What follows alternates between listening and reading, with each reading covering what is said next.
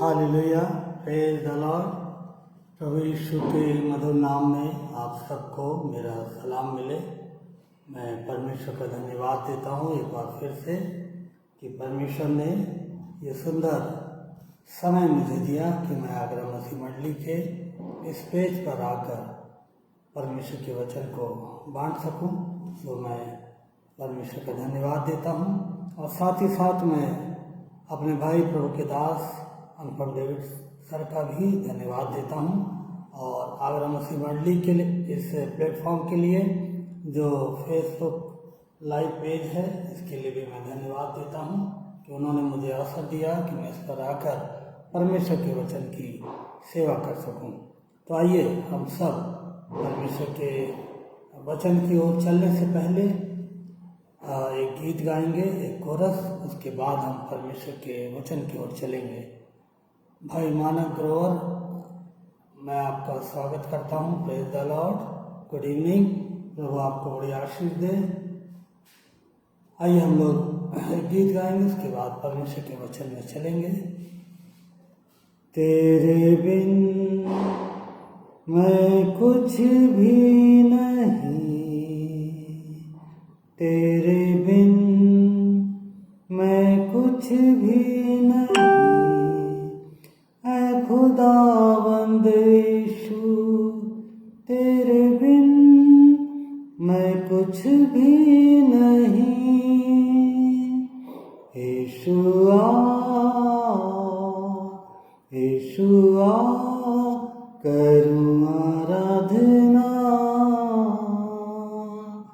हाथों को अपने उठाकर तुझे दूं महिमा। यीशुआ यीशुआ करूं आराधना, हाथों को अपने उठाकर तुझे दूं महिमा। हाँ खुदावन, आज की शाम में हम तेरे नाम को ऊंचा उठाना चाहते हैं, तेरी महिमा करना चाहते हैं, तेरे नाम को धन्य कहते हैं, तेरे नाम की स्तुति करते हैं, क्योंकि खुदावन तू ही एकमात्र परमेश्वर है। प्रभु यीशु, हम आपकी आराधना करते हैं, आपकी स्तुति करते हैं। तो जो सनातन काल का परमेश्वर है, हम तेरी आराधना, तेरी स्तुति करते हैं। Hallelujah, hallelujah, hallelujah. धन्यवाद यीशु, धन्यवाद Yeshu. Hallelujah, hallelujah, hallelujah, hallelujah. धन्यवाद हो, धन्यवाद हो, धन्यवाद हो, धन्यवाद हो। Hallelujah, hallelujah, hallelujah, hallelujah. हाँ खुदावंद, आसमान में, स्वर्ग में तेरे पाक फरिश्ते हर समय तेरे नाम को मुबारक कहते रहते हैं, तेरी स्तुति करते हैं, तेरी आराधना करते हैं। हालेलुया, हालेलुया करते रहते हैं।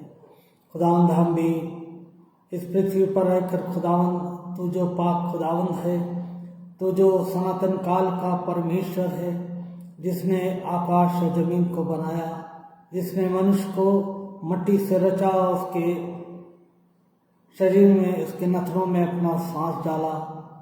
हम ऐसे परमेश्वर की आराधना करते हैं, स्तुति करते हैं, जो मनुष्य बनकर इस संसार में आया और जिसने समस्त मानव जाति से प्रेम किया और अपने आप को उसके पापों के लिए बलिदान कर दिया।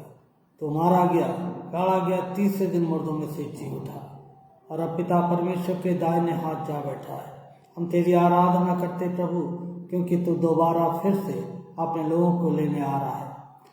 Hallelujah, hallelujah. स्तुति हो प्रभु, आपकी स्तुति हो, आपकी आराधना हो प्रभु। धन्यवाद यीशु, धन्यवाद यीशु, धन्यवाद यीशु। Hallelujah, hallelujah. हम तेरी स्तुति करते प्रभु जी। हम आज के समय के लिए तेरा धन्यवाद करते हैं। और पिता, हम प्रार्थना करते हैं कि आज जो भी वचन तूने हमारे लिए और हमारे सुनने वालों के लिए रखा है प्रभु, उसे आत्मा की सामर्थ्य के साथ हम तक पहुंचने दें प्रभु, ताकि प्रभु उसके द्वारा हमारे आत्मिक जीवन प्रभु जी चिताए जाएं, तैयार किए जाएं, और खुदा हम तेरी उस महिमा के लिए प्रभु तैयार हो सके।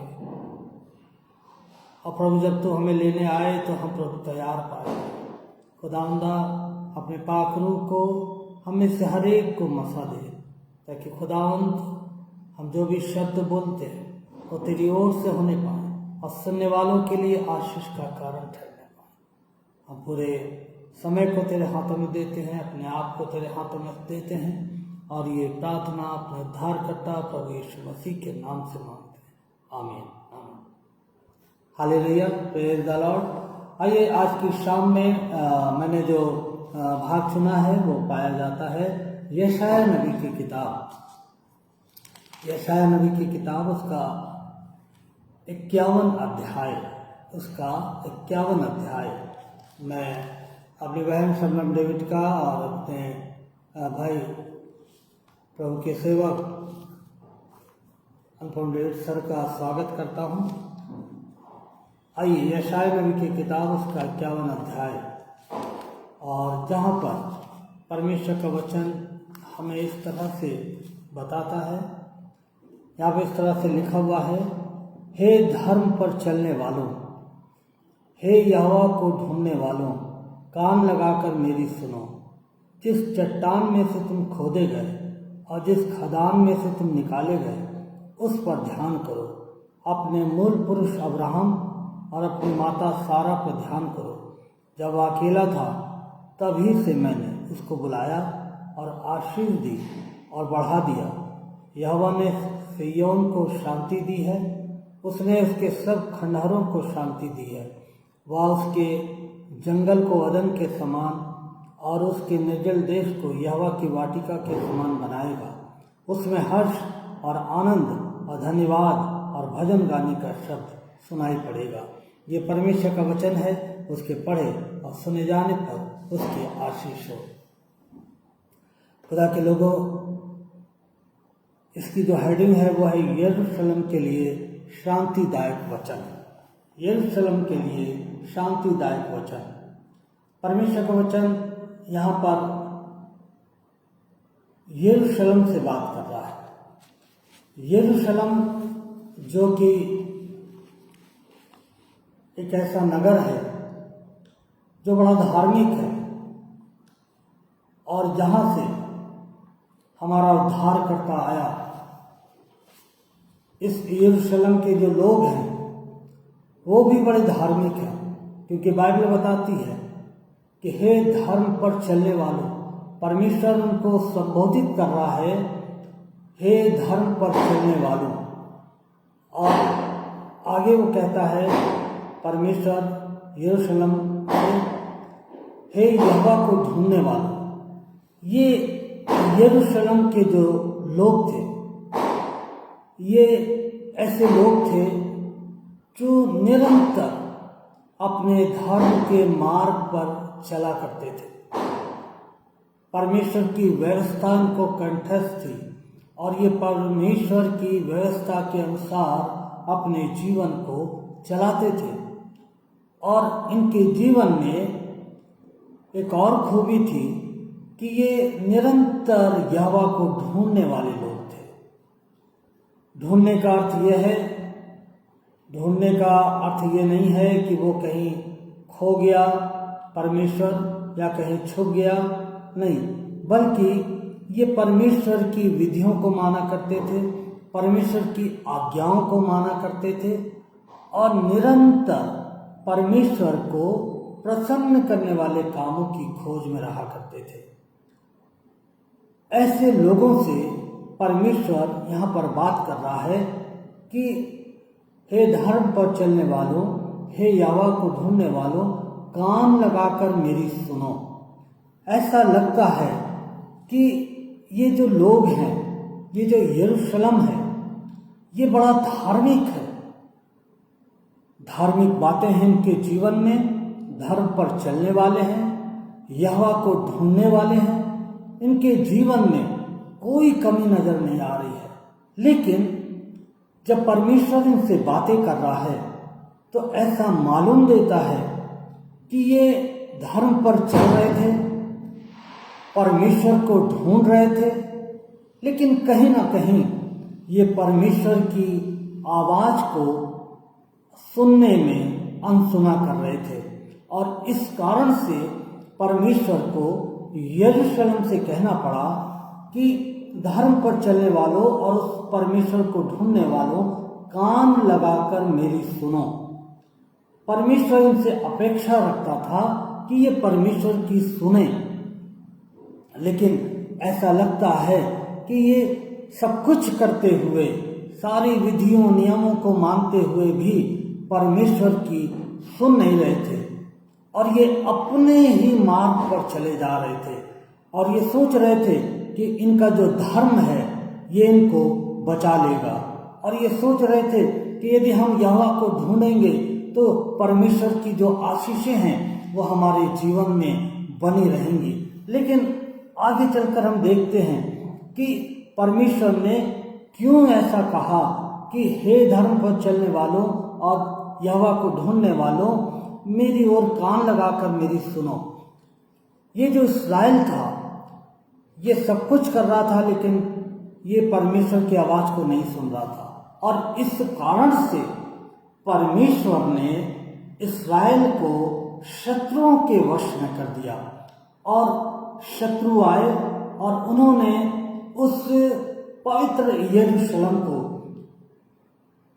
नाश कर दिया और उस खूबसूरत यरूशलेम को उन्होंने खंडहरों में बदल दिया। और हम देखते हैं कि वहाँ के रहने वाले लोगों के जीवन में जो शांति थी, जो आनंद था, वो उनके जीवन से चला गया। परमेश्वर ने यरूशलेम के ऊपर उनके अनाज्ञाकारिता के कारण से, उनके परमेश्वर के वचन को ना सुनने के कारण से, परमेश्वर के वचन पर ना चलने के कारण से उन्होंने, परमेश्वर ने क्या करा, दूसरे देशों के द्वारा यरूशलेम पे आक्रमण करवा दिया और यरूशलेम लूट लिया गया, बर्बाद कर दिया गया, वहाँ के लोगों को गुलाम बना लिया गया। और उसके बाद हम देखते हैं कि इनके जीवन में किसी तरह की शांति नहीं रह गई, किसी तरह का आनंद नहीं रह गया और ये अपने जीवन में एक खंडहर के समान बन गए और ये अपने जीवन में एक, इनका जो जीवन था वो जंगल की मानंद बन गया। जंगल हमेशा इस बात को दिखाता है, दुख, परेशानियों को, तकलीफों को, जंगल इस बात को दिखाता है। और इनके जीवन में ये जो परमेश्वर का नगर था, इनके जीवन में परमेश्वर के वचन को ना सुनने के कारण से और परमेश्वर के ऊपर ध्यान ना करने के कारण से, परमेश्वर के वचन को ध्यान से ना सुनने के कारण और उस पर ध्यान से ना चलने के कारण इनके जीवन में अशांति आ गई, इनके जीवन में दुख आ गया, परेशानियां आ गई। और यहाँ पर परमेश्वर जो है इनसे कह रहा है कि हे धर्म पर चलने वालों, हे यहोवा को ढूंढने वालों, कान लगाकर मेरी सुनो कि, और तुम ध्यान धरकर सुनो, यदि तुम मेरी सुनोगे तो मैं तुम्हें बताना चाहता हूं। अपने मूल पुरुष अब्राहम और अपनी माता सारा पर ध्यान करो। जब अकेला था तब से मैंने उसको बुलाया और आशीष दी और उसको बढ़ा दिया। अब परमेश्वर इनको बता रहा है कि तुम्हारा जो मूल पुरुष था, जो अब्राहम था, उसको मैंने बुलाया और उससे मैंने कहा कि हे अब्राहम, तो अपने घराने, अपने कुल को छोड़कर जहाँ मैं तुझसे कह रहा हूँ वहाँ पर चला जा। और अब्राहम ने परमेश्वर की आवाज़ के ऊपर कान लगाया, उस पर ध्यान दिया, और वो परमेश्वर की आज्ञा से ना दाएं हुआ ना बाएं हुआ। और वो उसे नहीं मालूम था, बाइबल बताती है उसे नहीं मालूम था कि वो कहाँ जा रहा है या उसको कहाँ जाना है। और वो पूरी रीति से परमेश्वर के ऊपर भरोसा रखकर वो अपने परिवार से निकल पड़ा। और हम देखते हैं कि परमेश्वर ने अब्राहम को अपनी आज्ञा मानने के कारण से, बाइबल बताती है कि उसको आशीष दी। परमेश्वर के ऊपर विश्वास करने के कारण से परमेश्वर ने उसको विश्वास दी। जैसे जैसे परमेश्वर कहता गया अब्राहम करता गया, और इसका परिणाम ये हुआ कि अब्राहम को परमेश्वर ने आशीष का मूल ठहरा दिया। और हम देखते हैं परमेश्वर यहाँ पर कह रहा है कि तुम जो यरूशलेम हो, आज परमेश्वर का जो यरूशलेम है, आज उसके लोग हैं, आज मैं और आप परमेश्वर का यरूशलेम हैं। लेकिन क्या आज इस यरूशलेम में जो परमेश्वर का नगर है, आज उसकी दशा क्या है? क्या जिस तरह से वो यरूशलेम जिसने परमेश्वर के वचन को नहीं सुना, परमेश्वर के वचन पर ध्यान नहीं दिया, और वो खूबसूरत सुंदर पवित्र यरूशलेम जिसमें परमेश्वर की उपस्थिति रहा करती थी, वो खंडहर में बदल गया। अब वहाँ पर शांति नहीं है, आनंद नहीं है। आज हमारे इस यरूशलेम का क्या हाल है? खुदा ने यीशु मसीह जब एक बार यरूशलेम में प्रवेश कर रहे थे, बाइबल बताती है कि उन्होंने यरूशलेम को देखकर वो रोए, और उन्होंने कहा कि हे यरूशलेम, भला होता कि आज तू कुशल की बातें जानता, लेकिन ये तेरी आंखों से छिप गया है। ये यरूशलेम के जो लोग थे, ये सब कुछ कर रहे थे, लेकिन परमेश्वर की वाणी को नहीं सुन रहे थे, और उस पर ध्यान नहीं दे रहे थे, उस पर चल नहीं रहे थे। आज हम जो उसके लोग हैं, हम जो यरूशलेम हैं, आज भी हमारी भी बहुत बार यही दशा होती है कि हम परमेश्वर के लोग हैं, हम यरूशलेम हैं परमेश्वर का, और हम मानो इस तरह से संसार में चलते हैं, बड़े धार्मिक तरीके से। हम प्रतिदिन शायद चर्च जाते हैं, हम शायद प्रतिदिन बाइबल पढ़ते हैं, हम शायद प्रतिदिन प्रार्थना करते हैं, लेकिन क्या हम ये सब करते हुए परमेश्वर की आवाज़ को सुन रहे हैं, उसके अनुसार चल रहे हैं? ये एक बहुत बड़ा प्रश्न है। और परमेश्वर कहीं ना कहीं इस बात से, हमारे जीवन से दुखी है, हमारे जीवन से उदास है, और वो चाहता है कि हम उसकी वाणी को सुने और उसके अनुसार अपने जीवन में चाल चलें। आज बहुत सारे जीवन हैं जो इस बात को कहते हैं। उसको देख लीजिए, वो प्रचार करता है, क्या वो परमेश्वर के वचन को चलता है?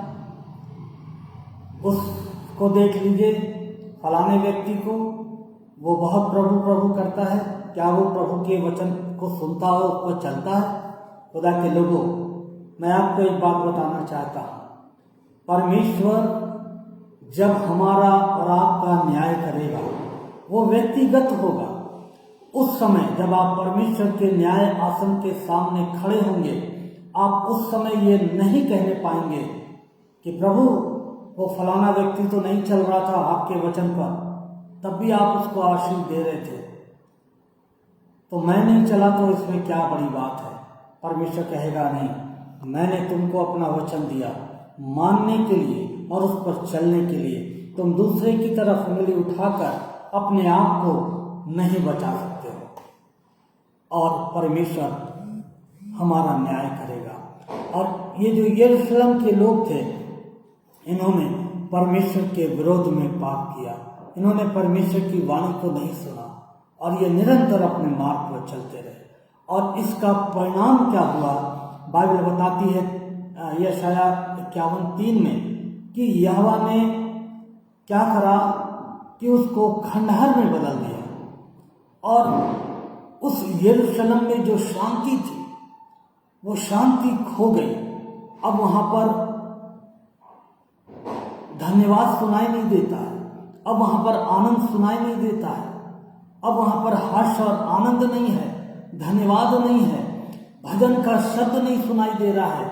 आज वो यरूशलेम जो मैं और आप हैं, हमारे पाप के कारण से उजाड़ पड़ा हुआ है, खंडहर पड़ा हुआ है, कोई आनंद नहीं है, कोई शांति नहीं है। हम चल जा रहे हैं, हम बराबर धर्म के मार्ग पर चल रहे हैं, यहोवा को खोज रहे हैं, लेकिन क्या परमेश्वर उससे प्रसन्न है?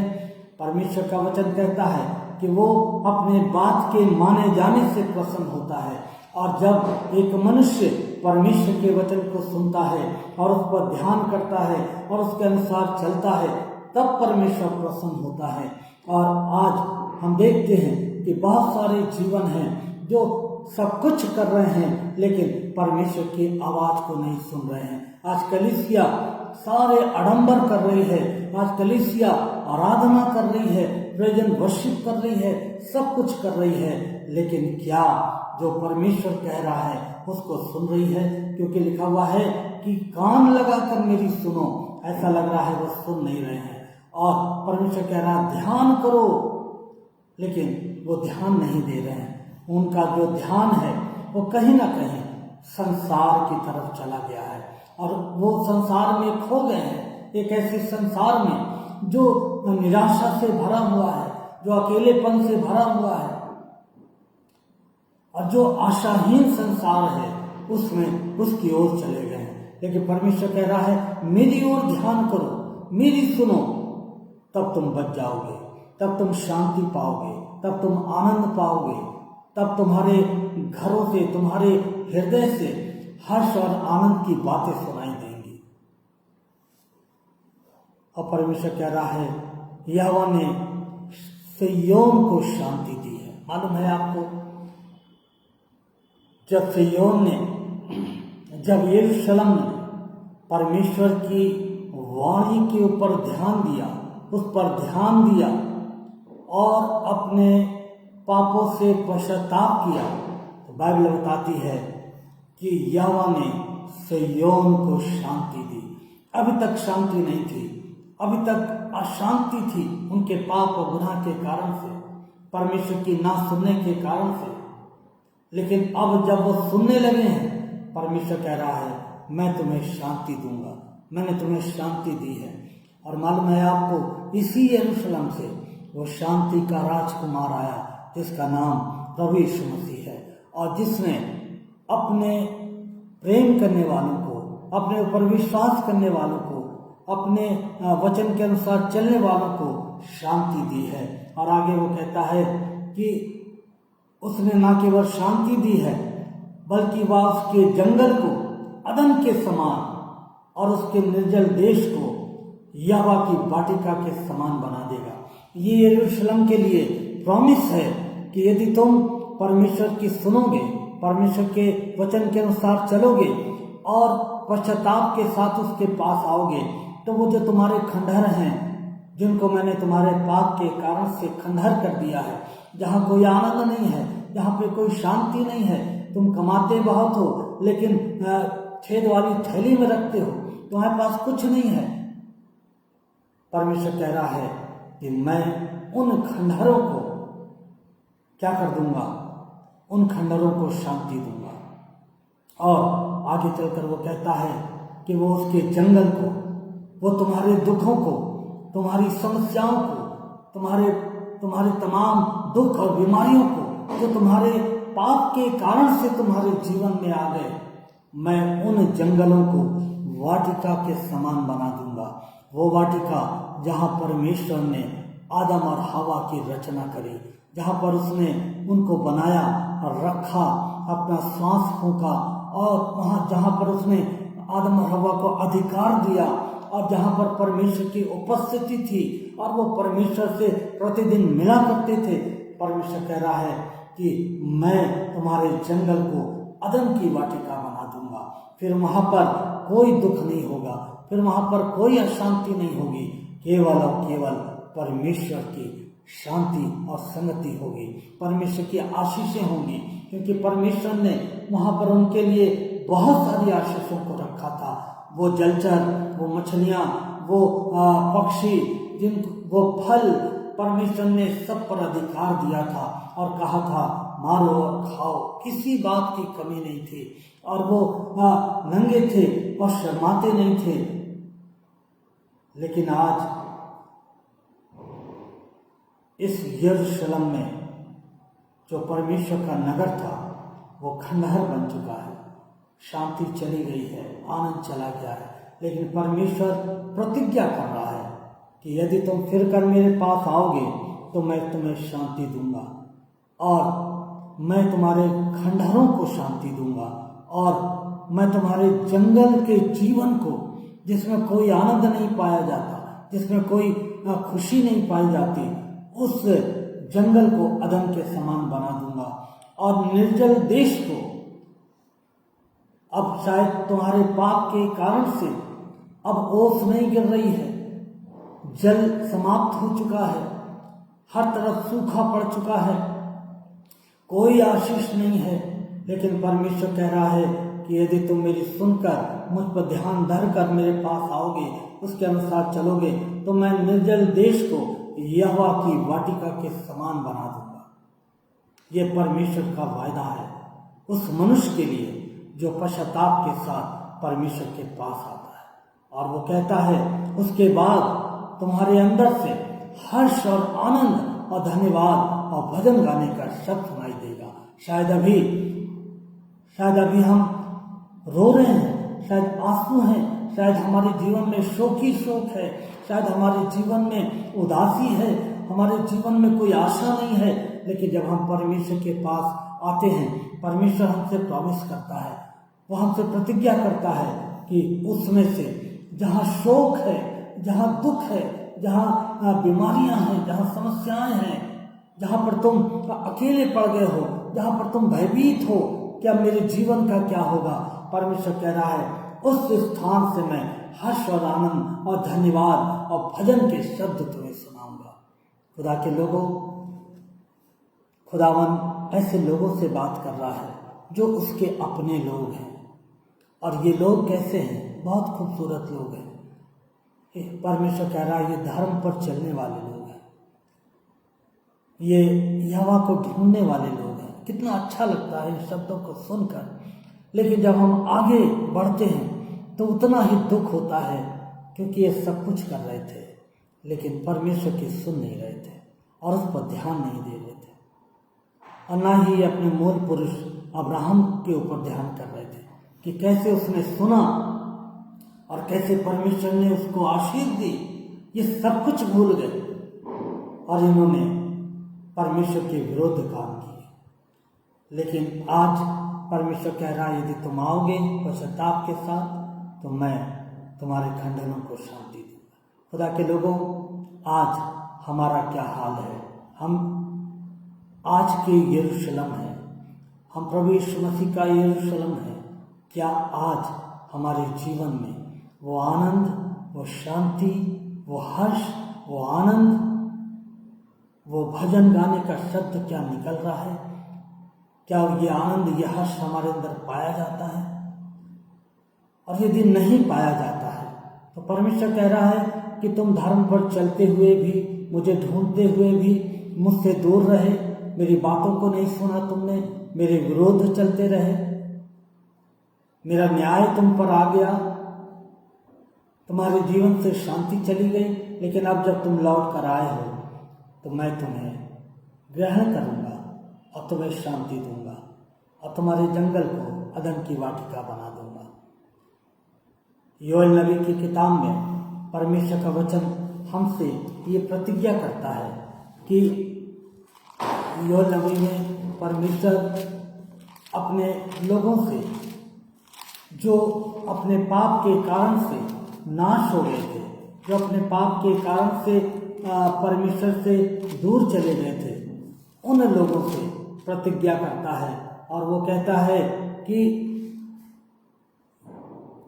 यहोवा की यह वाणी है कि अभी भी सुनो, उपवास के साथ रोते पीटते अपने पूरे मन से फिरकर मेरे पास आओ, क्योंकि वह अनुग्रहकारी, दयालु, विलंब से क्रोध करने वाला, करुणा निधान और दुख देकर पछताने हारा है। और वो कह रहा है कि जब तुम आओगे तो मेरी ब्लेसिंग तुमको मिलेगी। वो कहता है योएल 2 और 25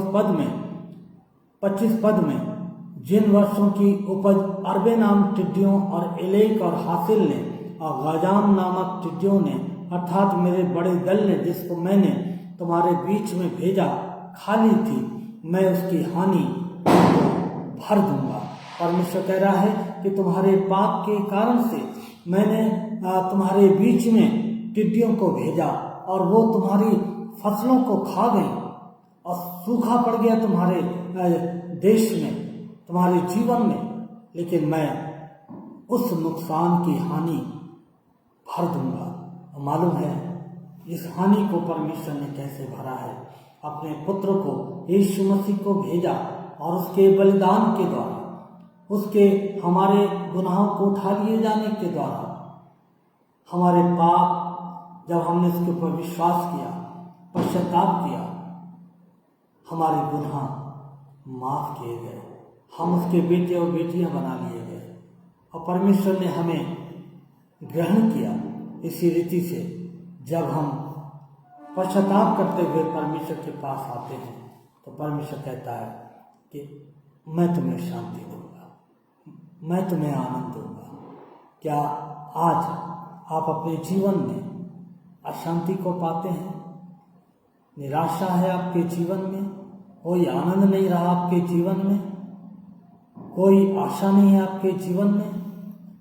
आप यीशु के पास आइए और यीशु से कहिए, प्रभु मैं अभी तक अपनी धार्मिकता में चलता रहा, प्रभु अभी तक मैं अपनी धार्मिकता के ऊपर भरोसा और घमंड करता रहा, लेकिन आज मैं तेरे पास आया हूँ क्योंकि मैंने तेरे सब कुछ करते हुए तेरे वचन को नहीं सुना, उसकी अवहेलना की, उस पर ध्यान नहीं दिया, उसके अनुसार मैं चला नहीं।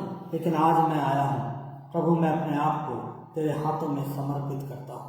प्रभु मेरे जीवन को ग्रहण कर और मुझे नई रीति से मुझे धोकर साफ कर और मुझे अपने लहू से पवित्र कर, ताकि मैं तेरे योग्य बनकर तेरी इच्छा को पूरा करने वाला हो सकूं। खुदा के लोगों, यीशु मसीह आपसे प्रेम करता है और वो आपको हमेशा खंडहर और जंगल के मानव नहीं रखना चाहता। वो चाहता है आप एक आशीषित जीवन जिए, आप एक हारा हुआ जीवन नहीं, एक निराश जीवन नहीं, बल्कि एक उत्साह से भरा हुआ जीवन, एक नया जीवन यीशु से प्राप्त करके उसके राज्य में आप उसके फिर से उसके हिस्सेदार बन सकते हैं। प्रभु आप सबको आशीष दे और हमारी सहायता करे कि हम निरंतर परमेश्वर की वाणी को जब सुनते हैं तो उस पर ध्यान दें और अपने जीवन का अवलोकन करें। और अपने जीवन में यदि हम पाते हैं कि कहीं हम चूक गए हैं, परमेश्वर से दूर चले गए हैं, तो हम अपने जीवन को दोबारा से प्रभु यीशु के हाथों में समर्पित कर दें। वो हमसे प्रेम करता है और वो कहता है यदि हम अपने पापों को मान लें और उन्हें छोड़ दें तो वो क्षमा करने में विश्वास योग्य और धर्मी है। यीशु का लहू हमें शुद्ध करने में सामर्थ्य है। प्रभु आप सबको बड़ी आशीष दें। आइए हम प्रार्थना करें। हमारे जीवित और सामर्थ्य परमेश्वर पिता, हम आपको धन्यवाद देते हैं आपके प्रेम के लिए। हाँ प्रभु, आपने उस यरूशलेम से जो बड़ा धार्मिक था, जो प्रभु आपको ढूंढने वाला था, लेकिन प्रभु कहीं ना कहीं आप उससे प्रसन्न नहीं थे, क्योंकि प्रभु वो आपकी सुन नहीं रहा था और ना ही आपके वचन के अनुसार चल रहा था और आपने उसको खंडहर में बदल दिया। प्रभु आज ऐसे बहुत सारे जीवन हैं जो प्रभु अपनी धार्मिकता में चल रहे हैं, लेकिन उनके जीवन में कोई आनंद नहीं पाया जाता है, क्योंकि उन्होंने अभी तक परमेश्वर के वचन को सुनकर उसके अनुसार अपने जीवन में नहीं किया, नहीं चले। लेकिन प्रभु आप हमें अवसर देते हैं और आप कहते हैं कि हम पश्चाताप के साथ आएंगे तो आप हमें शांति देंगे, हमारे खंडालों को शांति देंगे और हमारे जंगल को अदन की बारी कर देंगे और फिर वहाँ से आनंद और हर्ष की बातें आएंगी, निकलेंगी। प्रभु आप हमारी सहायता करें, हमारे सुनने वालों की सहायता करें। प्रभु जी इस वचन की रक्षा कीजिएगा और हमारे इस सागर मसीह मंडली के इस पेज के ऊपर जो भी सेवाएं होती हैं तेरे वचन की, प्रभु जितने तेरे सेवक और सेविकाएं हैं, प्रभु इसके ऊपर तेरा बड़ा हाथ पाया जाए। इसको ब्लेस करना, आशीष देना और इसके वसीले से प्रभु बहुत सारे जीवन तेरे साथ तेरे लिए जीते जाएं।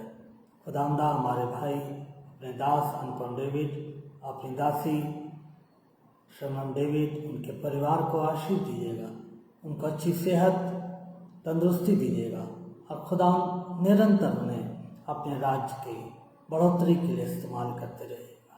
बड़े धन्यवाद के साथ ये प्रार्थना यीशु मसीह के नाम से मांगते हैं, आमीन आमीन। अगले यदि आपको इस वचन से आशीष मिली है तो आप अपने जानने वालों में इसको शेयर कर सकते हैं। अगले बुधवार को रात्रि 8 बजे प्रभु ने चाहा तो मैं आपसे फिर मिलूंगा।